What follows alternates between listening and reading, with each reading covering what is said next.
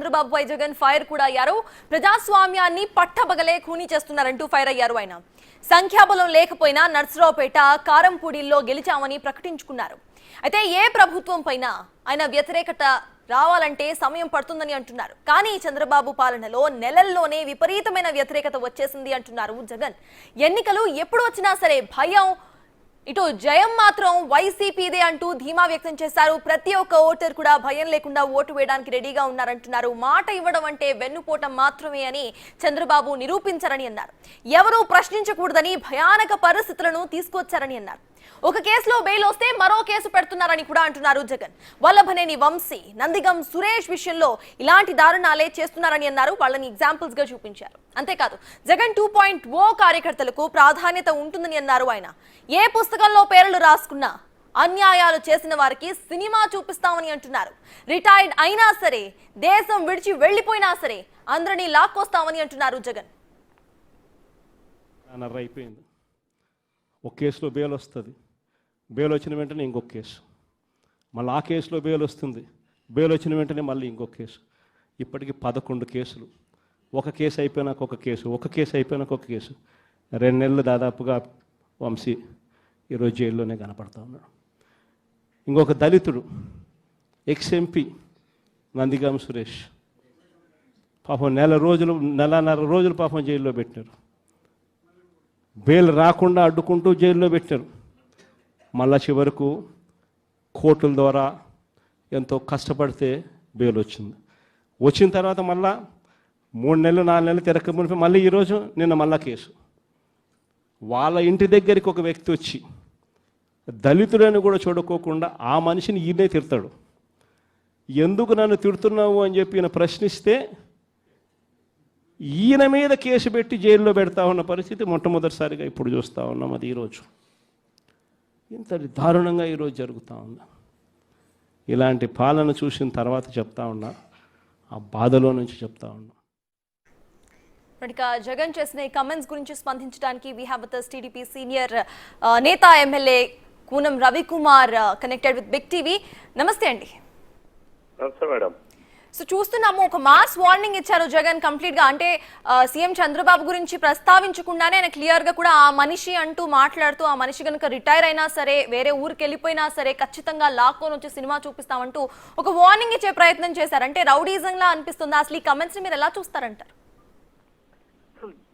అందరికీ నమస్కారం, big TV ప్రేక్షకులకు కూడా నమస్కారం. మీరు జగన్మోహన్ రెడ్డి లాంటి వ్యక్తి దగ్గర నుంచి ఎంతకన్నా భాష కానీ భావం కానీ మీరు ఇంకేదో కొత్తదనంగా నాశిస్తే అది మీ పొరపాటు తప్ప జగన్మోహన్ రెడ్డి గారి తప్పు కాదు. ఎందుకంటే జగన్మోహన్ రెడ్డి అనే వ్యక్తి ఒక ఫ్యాక్షన్ స్వభావం కలిగినటువంటి వ్యక్తి. అయితే చాలా దిట్ట, అంటే నేరాలు చేయడం, ఘోరాలు చేయడం, వాటిని తప్పించుకోవడం, సాక్షుల్ని తప్పించడం అనేది అందులో జగన్మోహన్ రెడ్డి గారు చాలా దిట్ట. ఇటువంటి నేర చరిత్ర కలిగినటువంటి వాడు, క్రూరమైన మనస్తత్వం కలిగినటువంటి జగన్మోహన్ రెడ్డి నుంచి ఇంకేం భాష వస్తుంది? ఒక 5 సంవత్సరాలు ముఖ్యమంత్రిగా ఏదో ఒక్క ఛాన్స్ అంటే అవకాశం కల్పించినటువంటి ప్రజలు ఒక్క ఛాన్స్ అని అధికారంలోకి వచ్చి 5 సంవత్సరాలు వ్యక్తి అధికారులు బెదిరిస్తాడా? అంటే ఒక ముఖ్యమంత్రి ఒక 5 సంవత్సరాలు ముఖ్యమంత్రిగా పరిపాలన చేసినటువంటి వ్యక్తి వాడే భాష ఇదేనా? అంటే మేము ఈరోజు ప్రభుత్వాలు ఉన్నది ప్రజాస్వామ్యాన్ని కాపాడడానికి, చట్ట ప్రకారం పనిచేయడానికి ప్రజాప్రభుత్వాలు ఉన్నాయి తప్ప జగన్మోహన్ రెడ్డి లాగా అరాచక ప్రభుత్వం కాదు మాది. ఈరోజు అంటే జగన్మోహన్ రెడ్డి చేసినటువంటి అవినీతి పనులు, అఘాయిత్యాలు, దోపిడీలు, ఇసుక దోపిడీ, వైన్ దోపిడీ, మైన్ దోపిడీలు, ఇవన్నీ కూడా ప్రశ్నిస్తే అది ప్రభుత్వాల తాలూకా నేరమా? ప్రభుత్వం దేనికి ఇచ్చారు? జగన్మోహన్ రెడ్డి పరిపాలన అంత అద్భుతంగా ఉంటే జగన్మోహన్ రెడ్డి గారిని ప్రభుత్వాన్ని గెలిపించి ఉండేవాళ్ళు కదా ప్రజలు. జగన్మోహన్ రెడ్డి గారు చెప్తున్నటువంటి ఇప్పుడు ఈ శ్రీరంగలన్నీ కూడా ఆ రోజు కానీ పాటించుంటే జగన్మోహన్ రెడ్డి గారి ప్రభుత్వం కొనసాగి ఉండేది కదా. 151 సీట్లతో జగన్మోహన్ రెడ్డి గారికి అధికారం ఇచ్చారు కదా. మరి ఎందుకు జగన్మోహన్ రెడ్డి గారి ప్రభుత్వాన్ని ఈరోజు 93% స్ట్రైక్ రేట్తో ఓడించి 164 సీట్లు ఈరోజు కూటమి పార్టీకి ఎందుకు ఇచ్చారు? జగన్మోహన్ రెడ్డి తాలూకు నిజ స్వరూపం, అసలు స్వరూపం ఏంటనేది ప్రజలకు బహిర్గతం అయింది. ఆయన జగన్మోహన్ రెడ్డి ఆడే ప్రతి మాట మేకతోలు కప్పుకున్న తోడేలు లాంటి వ్యక్తి జగన్మోహన్ రెడ్డి. ఇది ప్రజలు గమనించారు, ప్రజలకు అర్థమైంది. అందుకని ఈరోజు ప్రజలు ఏ స్థానం ఇవ్వాలో ఆ స్థానం ఇచ్చారు. ఈరోజు అంటే ప్రభుత్వం ఏంటి, we are the custodians of the public property. ఈరోజు ఈ రాష్ట్రంలో ఉన్నటువంటి శాండ్ అయినా, వైన్ అయినా, మైన్ అయినా, ఇంకేదైనా సరే it is the people's property. ప్రజల ప్రాపర్టీకి ప్రభుత్వాలు కస్టోడియన్ గా ఉంటాయి. అంటే జగన్మోహన్ రెడ్డి ఈ రోజు మద్యంలో 18,000 కోట్ల రూపాయలు దోచుకుంటే ప్రశ్నించకూడదు. లేకపోతే జగన్మోహన్ రెడ్డి శాండ్ లో కొన్ని వేల లక్షల కోట్ల రూపాయలు దోచుకుంటే ప్రశ్నించకూడదు.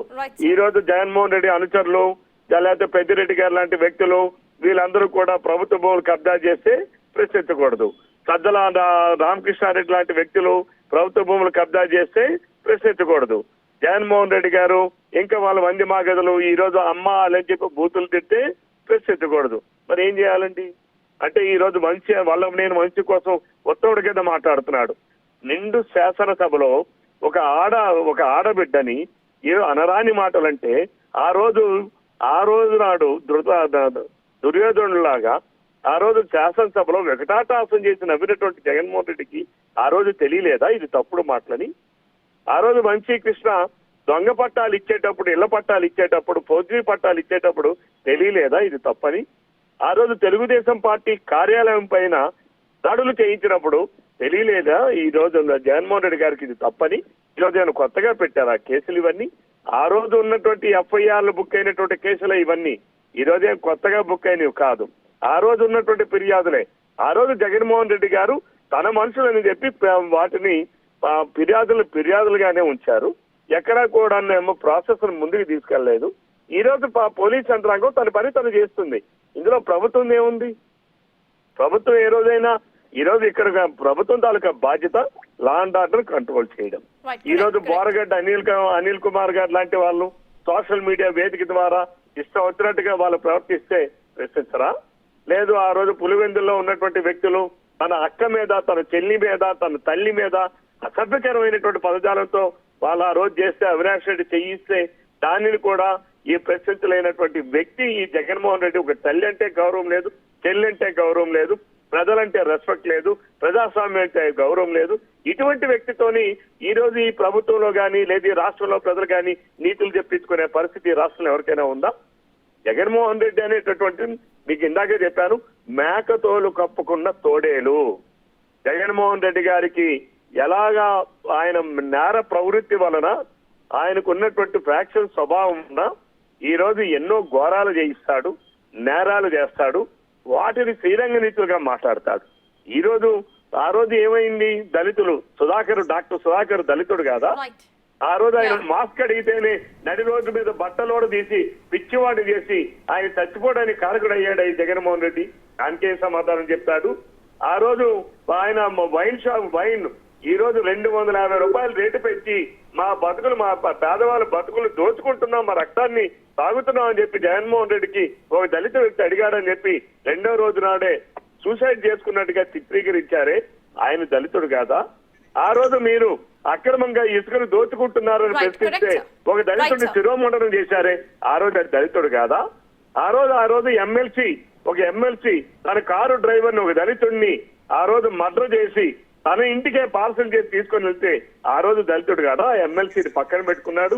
వీటన్నిటికీ జగన్మోహన్ రెడ్డి సమాధానం ఏమిటి? ముందు వీటికి సమాధానం చెప్పి రాష్ట్రంలో గడిచిన జగన్మోహన్ రెడ్డి గారి ప్రభుత్వ కాలంలో చనిపోయినటువంటి మర్డర్లు అయినటువంటి మానభంగాలు అయినటువంటి దళితులు ఎంతమంది ఉన్నారో వాటి ఒక్కొక్క దాని మీద సమాధానం చెప్పి అప్పుడు ఈ రోజు దళితుల కోసం మాట్లాడితే అర్థం ఉంది. కానీ ఈ రోజు దళితుల కోసం జగన్మోహన్ రెడ్డి